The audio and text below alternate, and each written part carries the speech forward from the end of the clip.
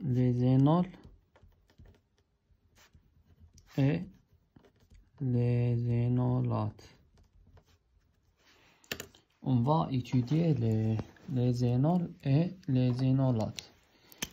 En fait, les énols et les énolates, c'est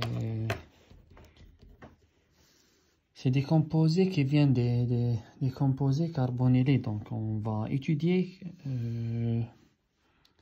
une des réactions ou des types de réactions des composés carbonylés. Cette réactivité, elle est liée au caractère acide des carbones en position alpha des composés carbonylés. Il est possible de trouver des composés carbonylés qui possèdent des carbones en alpha qui possèdent un hydrogène. Le carbone alpha d'un composé carbonylé, c'est le premier carbone après le carbone de la fonction. On a vu ça déjà précédemment. Donc, comme cet exemple, j'ai un carbone alpha à gauche et un autre à droite. On va s'intéresser au caractère acide de cet hydrogène qu'on a dit que elle est l'hydrogène acide du composé carbonylé. C'est quoi un énol et c'est quoi l'énolate? L'énol, c'est un composé qui possède une insaturation puis une fonction alcool. L'énolate, c'est un composé qui possède une insaturation puis un O-. Donc, c'est un énol qui a perdu un hydrogène ou un proton. Et comment on va former l'énol et l'énolate? Et avant d'entamer la formation des énols et des énolates et la stabilité des énols et des énolates, on va noter une remarque très importante. La forme cétonique,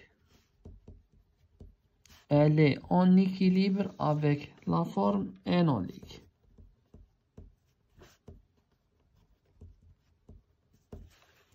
Qu'est-ce que ça veut dire? En fait, c'est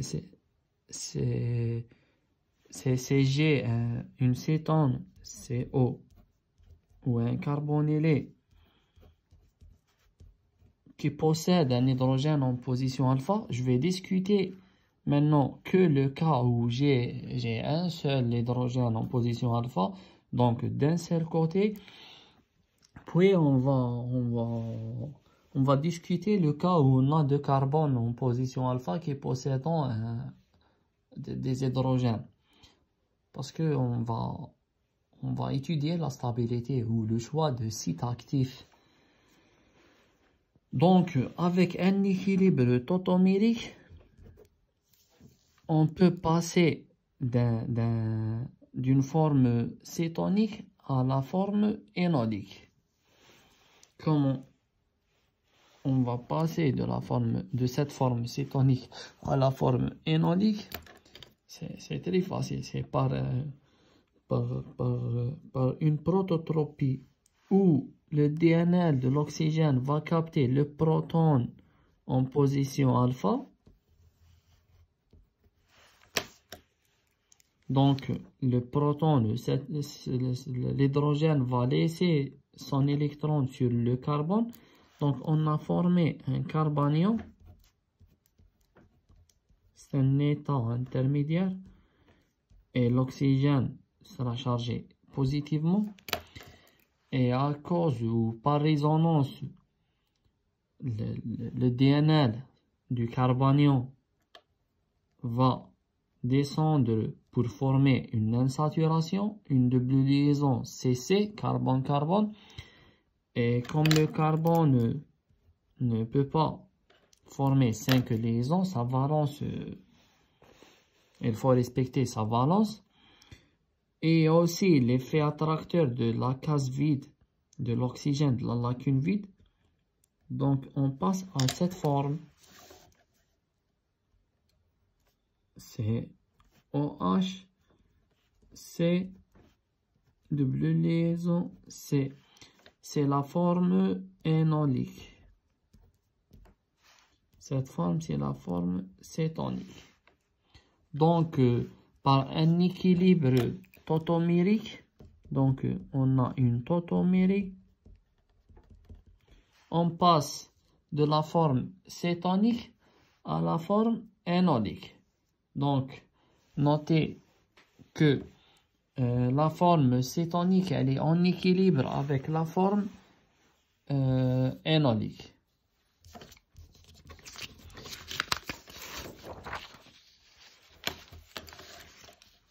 Et aussi, j'ai un carbonylé, un composé carbonylé qui est énolisable. Lorsque un carbonyle possède un hydrogène en position alpha, on dit c'est un carbonylé énolisable. Énolisable, donc il possède un hydrogène en position alpha. Si j'ai une base dans mon milieu réactionnel, le carbonylé par le caractère acide de carbone alpha, donc il va subir une réaction acido-basique. La base va arracher le proton en position alpha. On a la formation d'un carbanion. C moins, et aussi dans ce cas, COR.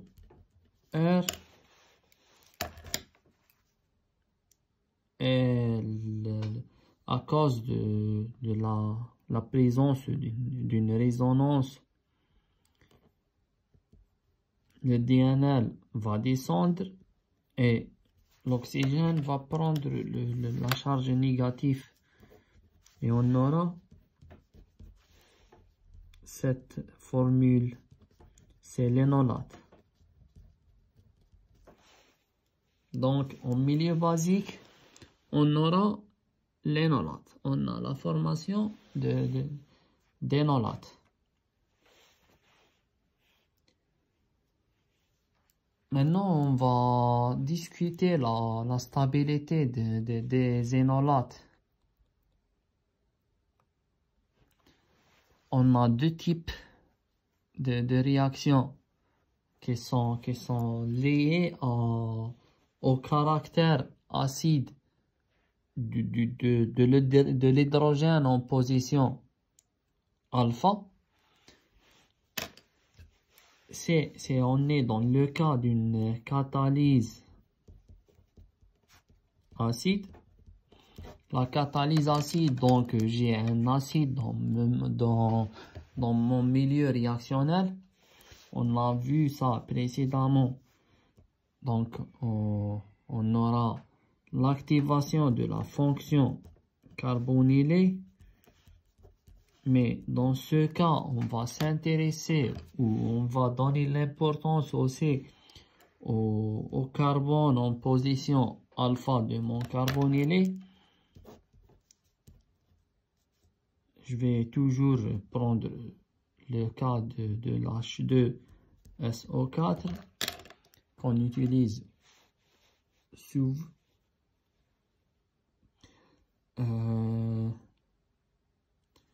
Donc, en présence de l'acide, l'oxygène, le DNL de l'oxygène va capter le proton acide du milieu réactionnel.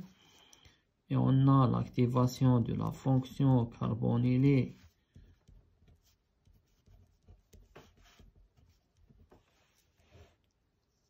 Et comme cette formule était une formule instable, parce que l'oxygène il porte une charge positive, et comme l'oxygène est un atome très électronégatif, elle va chercher sa stabilité. Comment il va récupérer sa stabilité, l'oxygène? J'ai ici la base conjuguée de l'acide utilisé, mon catalyseur, le H2SO4.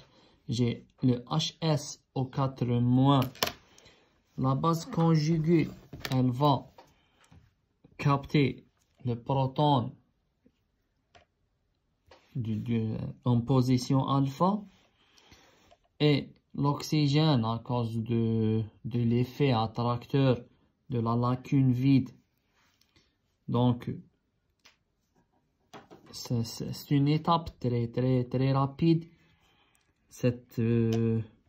L'électron de mon hydrogène avec l'électron, bien sûr, de carbone, on va former une double liaison carbone-carbone, et la liaison P va monter sur l'oxygène parce que l'effet attracteur de la lacune vide, qu'elle va récupérer la stabilité de l'oxygène, et on va former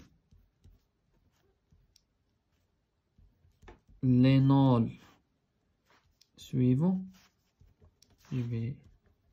Et on va former l'énol. Maintenant, l'énol, elle est réactive, elle est plus réactive. On va discuter sa stabilité. Si je suis dans un cas où j'ai deux carbones en position alpha qui possèdent des hydrogènes, CO, CH3, CH3. Dans ce cas, c'est une cétone symétrique. Donc, si j'élimine un hydrogène de carbone qui est à droite, ou du carbone qui est à gauche, c'est identique. Mais dans le cas où mon composé est dissymétrique, l'élimination de l'hydrogène en position alpha 1, c'est pas comme l'élimination de l'hydrogène en position alpha 2. Maintenant, on va discuter la stabilité ou la formation de l'énol préférable. Qu'est-ce qu'on va préférer par rapport à une autre? Je vais faire les deux cas et je vais citer le composé le plus préféré. Donc, bien sûr, c'est les mêmes étapes. En présence d'un acide, on a la formation de ce composé, CH2, CH3 et CH3. Puis, la base conjuguée, le HSO4-, on a deux sites de carbone en alpha qui possèdent des hydrogènes. Soit j'élimine un hydrogène de ce carbone, soit j'élimine un hydrogène de ce carbone. Donc, je vais former une double liaison, soit dans ce côté ou dans ce côté. COH, CH2, CH2, CH3, ou COH, plutôt une liaison ici, COH, CH3, CH, CH3. Donc, qu'est-ce que je vais choisir? Est-ce que cette forme d'énone ou ce composé? Dans le cas de la catalyse acide, on va respecter la règle de Zaitsev qui dit que l'élimination de l'hydrogène du carbone le moins hydrogéné, donc on va former,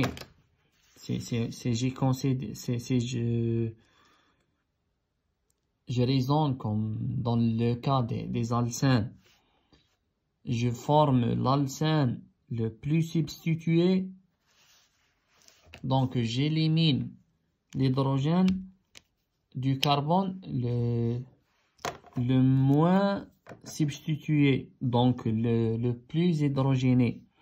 Le carbone le moins substitué, donc j'élimine l'hydrogène du carbone le moins hydrogéné, donc c'est le plus substitué. On va raisonner avec le terme ou la phrase le plus hydrogéné ou moins hydrogéné. Donc, le carbone alpha le moins hydrogéné, c'est le carbone alpha 1. Donc, le choix ou le composé que je vais former, c'est celui-là. Et non pas celui-là. Donc, en milieu acide, dans le cas de la catalyse acide, on respecte la règle de Zaitsev. On élimine ou l'élimination de l'hydrogène du carbone le moins hydrogéné. Donc, c'est le carbone le plus substitué. Et dans le cas de la catalyse basique, on va étudier aussi le choix si j'ai un composé carbonylé qui possède deux carbones en position alpha, possède des hydrogènes. CH3, CH3. Dans ce cas de la catalyse basique, j'ai dans le milieu réactionnel une base OH- ou des alcoolates. On a deux carbones en position alpha, possèdent des hydrogènes. Ou ce composé, elle est symétrique. Donc, si j'élimine un hydrogène de ce carbone ou de ce carbone, c'est identique. Mais dans le cas où j'ai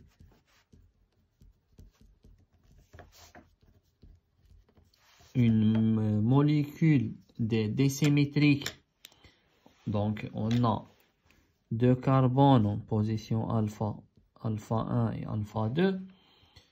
Donc, j'ai deux choix d'élimination. Soit j'élimine l'hydrogène du carbone le moins hydrogéné, soit j'élimine l'hydrogène du carbone le plus hydrogéné. On va discuter la stabilité. Dans ce cas, la base va arracher le proton du carbone. On va traiter les deux cas, mais on va choisir un seul cas. Si je vais éliminer l'hydrogène du carbone le moins substitué. Donc celui-là, le alpha 2, OH-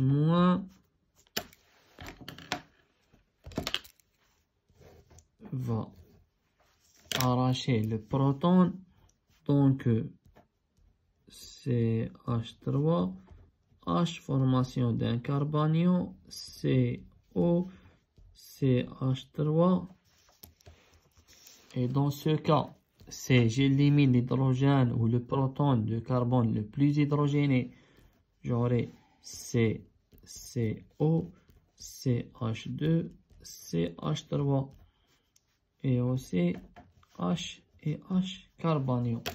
Donc, on a la formation d'un carbanion. Dans le cas de la catalyse basique, je vais pas continuer. Je vais raisonner ou on peut connaître ou on peut faire la décision dans cette étape. On a la formation d'un carbanion dans les deux cas. Donc, on va discuter la stabilité du carbanion. On a un carbanion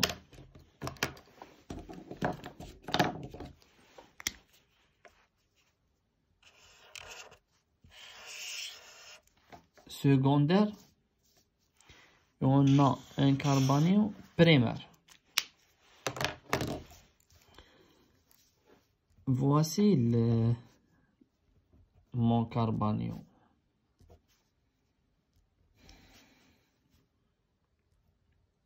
R, H, C moins H, H, R. Un carbanion. Donc, j'ai un électron ici, un électron ici, un électron, et j'ai aussi deux autres électrons. J'ai un excès des électrons dans le cas de carbanion. Est-ce que le bon choix, c'est le numéro 1 ou le numéro 2? Je vais choisir le carbanion le plus stable. J'ai dit que le carbanion, ou dans le cas de carbanion, j'ai un excès des électrons. Donc, j'ai surplus d'électrons, surcharge. Le carbanion, il est surcharge. Il a un électron de plus. La stabilité, c'est une question de logique. Le carbanion, il a un électron de plus. C'est comme une personne qui prend des charges, qui prend un poids. C'est une personne prend un poids, elle va chercher une personne qu'elle va donner l'aide, qu'il va prendre le poids avec elle, c'est le cas aussi dans la stabilité du carbanion. Il a un électron de plus. Et là, son voisinage, c'est les groupements. J'ai deux cas des groupements. Soit ce sont des groupements donneurs ou des groupements attracteurs. On sait que la liaison CH, c'est une liaison covalente. L'électronégativité du carbone, elle est presque égale à l'électronégativité de l'hydrogène. C'est une liaison non polarisée. Donc, la liaison CH, j'ai pas un effet ni donneur ni attracteur. On est d'accord. Dans les deux cas des carbanions, j'ai un groupement carbonylé. Donc, R1 et R1, c'est le même effet appliqué au carbanion. c'est l'oxygène est un atome très électronégatif. Donc, j'ai un effet attracteur. Donc, j'ai un effet attracteur ici. Et ici, j'ai un effet attracteur. L'effet attracteur, c'est comme la personne qu'elle va m'aider à prendre le poids, qu'elle va m'aider à prendre le surcharge. Donc, j'ai un ADC et j'ai un ADC. Aussi, qu'est-ce que j'ai? J'ai un alkyle, CH3. C'est le R. Et un hydrogène. Et j'ai aussi des hydrogènes ici. Dans ce cas, j'ai 2 hydrogènes. Et dans ce cas, j'ai un hydrogène. Donc, c'est le groupement, c'est le troisième substituant qu'il va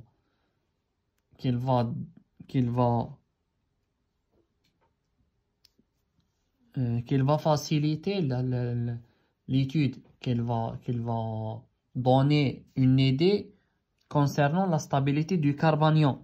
Si R est un groupement donneur, non, CR est un groupement attracteur, donc il va aider le carbone, il va prendre le poids, le surcharge, le surplus avec le carbone. Donc c'est un groupement qui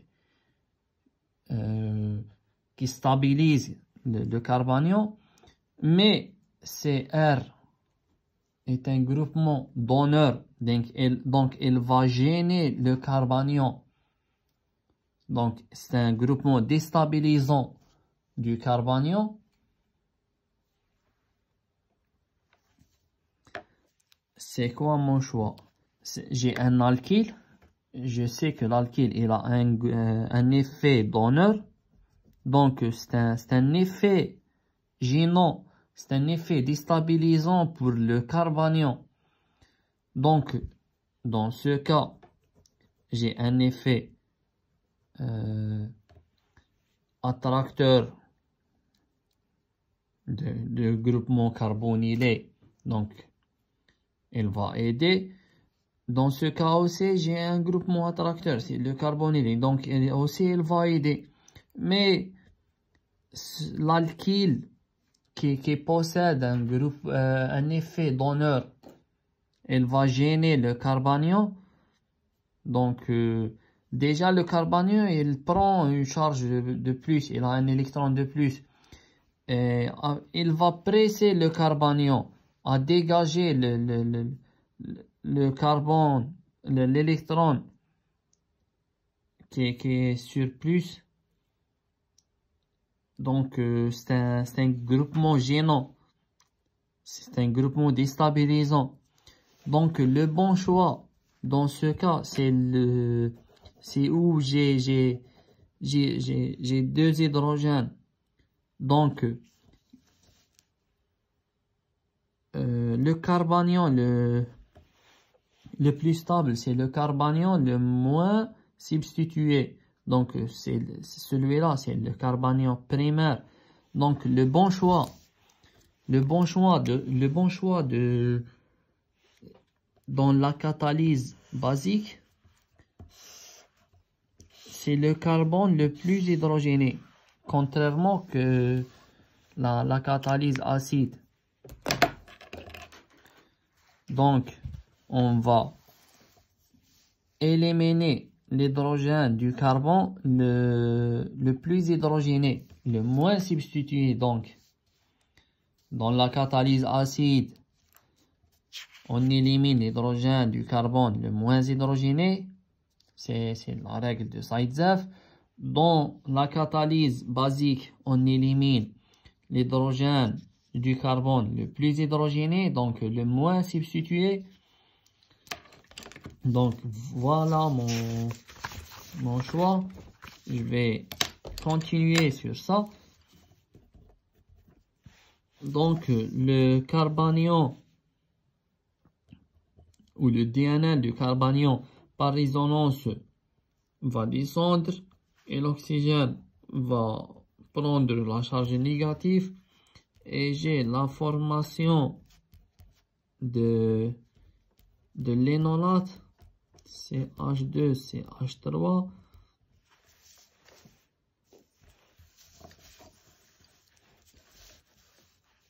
On va récapituler. Dans la catalyse basique, l'élimination de l'hydrogène, du carbone, le carbone alpha le plus hydrogéné. Dans la catalyse acide, élimination de l'hydrogène, du carbone alpha le moins hydrogéné.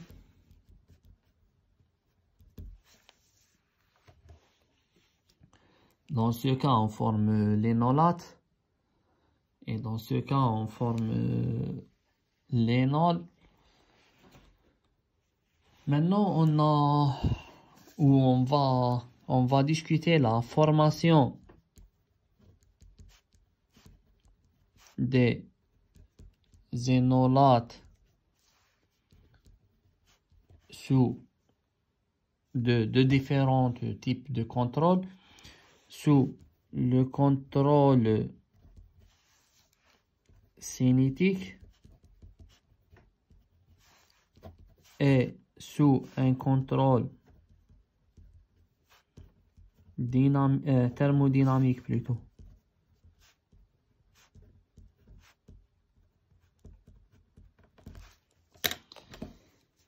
Les conditions. Contrôle thermodynamique. On a le terme thermo, donc on a de la chaleur. Donc, on a, c'est le contrôle thermodynamique avec un chauffage. Le contrôle cinétique, c'est à faible température, donc à froid.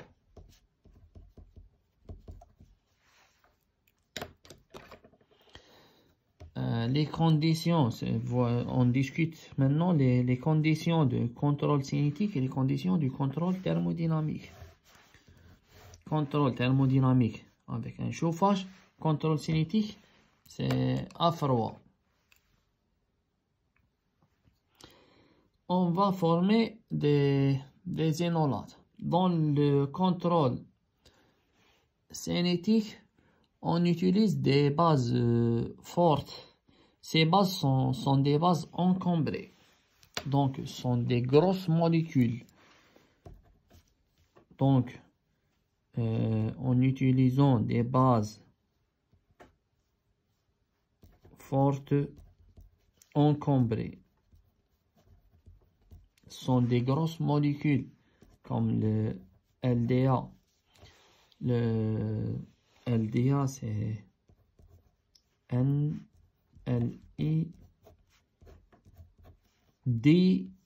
d'isopropyl amidure de lithium. D'isopropyl, voici isopropyl, d'isopropyl amidure de lithium.